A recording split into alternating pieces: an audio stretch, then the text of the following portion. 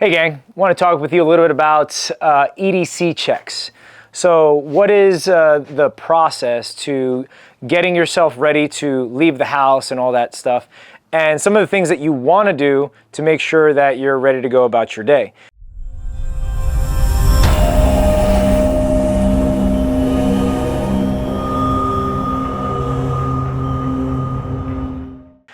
Now, I'm going to go over my EDC check with you, and maybe you could use that information for your own. Obviously, depending on what you're carrying and what you're doing for that day is going to dictate your EDC gear, first of all, and then what your checks might be. So I'm just going to go through what I have laid out. These are the things that I have on me. Now, it's kind of interesting. The thing about this is that I usually wear this stuff every day because I'm working every stinking day. So a lot of people ask, well, what do you wear? How do you EDC when you're not wearing working clothes? And I actually don't know what that's like really too much. But we're going to go over my EDC and how that works. So the first thing, you need your wallet, okay? Because that has your CCW or whatever in there. And so you need that. Phone. Okay, so that way you can call the wife when you shot somebody again. I would have dollars and stuff in here, but let's be real here. We have no money. It's got a quarter. That's about it. So I'll put that in my pocket. Then I get into the good stuff. So I have a handheld light.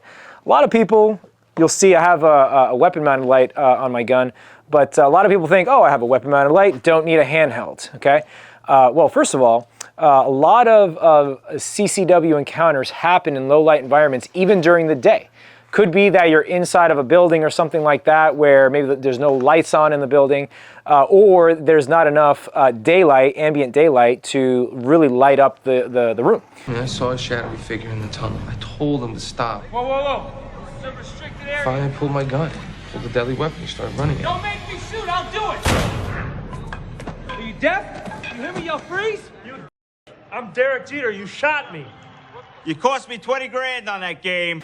So a lot of CCW encounters happen in low light environments. So having that handheld is very crucial.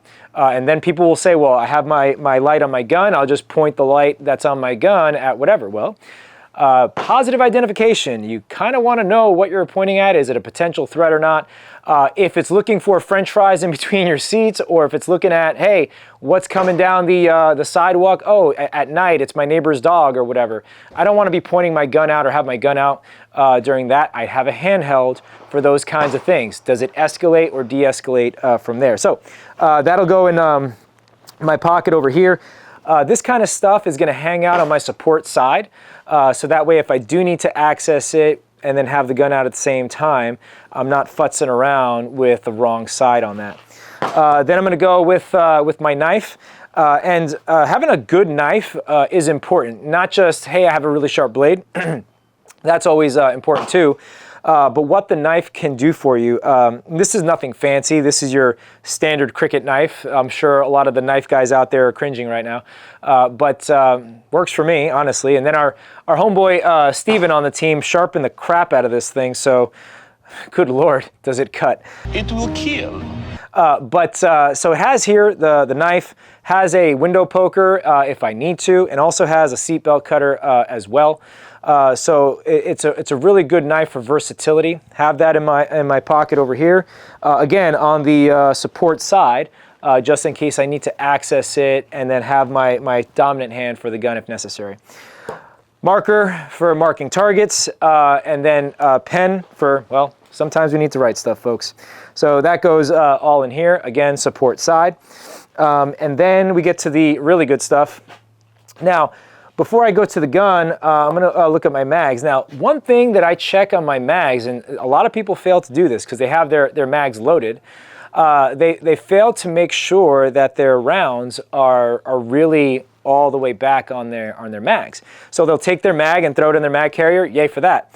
But if you notice right here, my magazine, the rounds are not all the way back. So before I put this mag into my mag carrier, I'm just going to go ahead and tap the back. And you heard that first click. That first click was whatever rounds getting pushed back to the back part of the magazine. Now, if you notice, the rounds, or the top round at least, is all the way back. So once I do that, I'm going to go ahead and put it in my mag carrier. I usually carry 2 spare mags there. I'm going to do the same thing with this one. First click.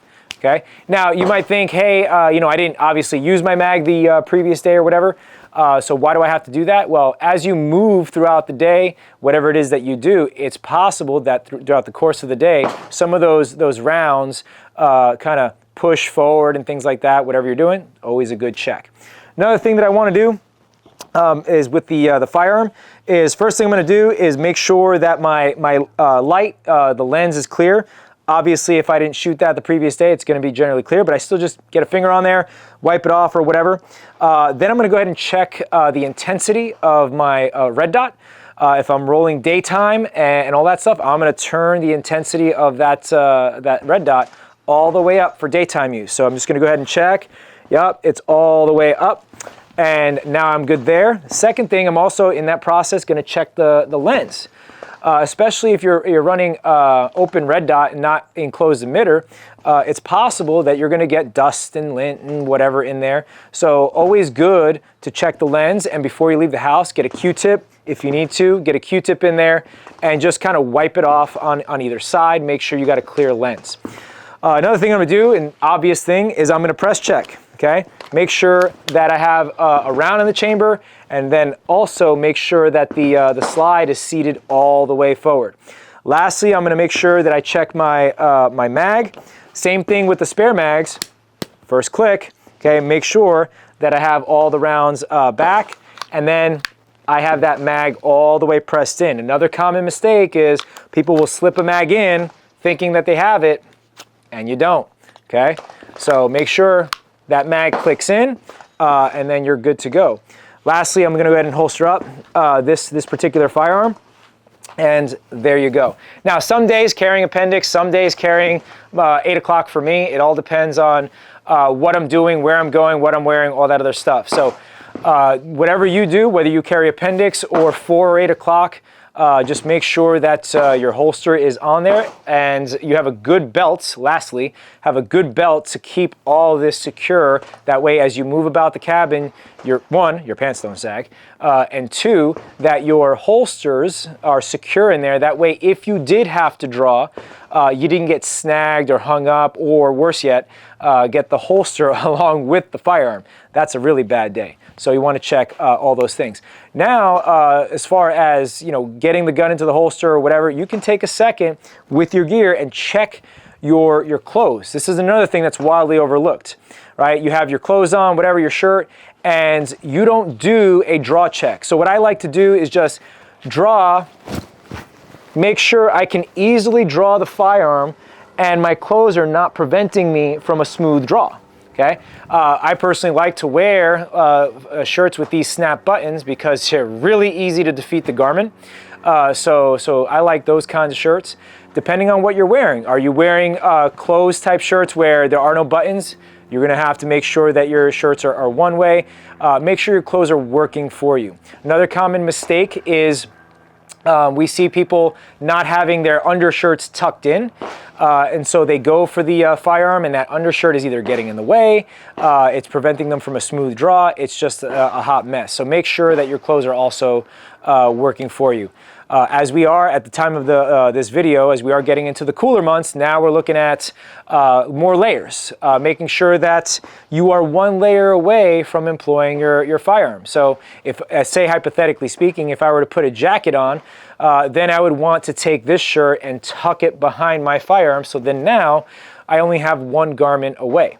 And then if I take off that jacket, obviously this gets untucked.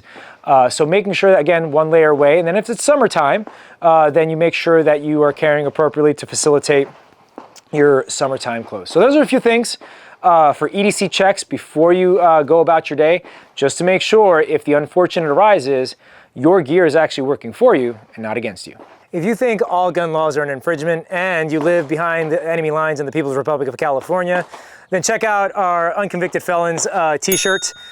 Came out with this t-shirt design for you where most of us are fed up with the situation here in California. So check it out. Check out our website, awesome t-shirt coming at you, and our new line of 2 arms, where it stands for 2A Rights Matter. So check out our new t-shirt and help us feed our dog.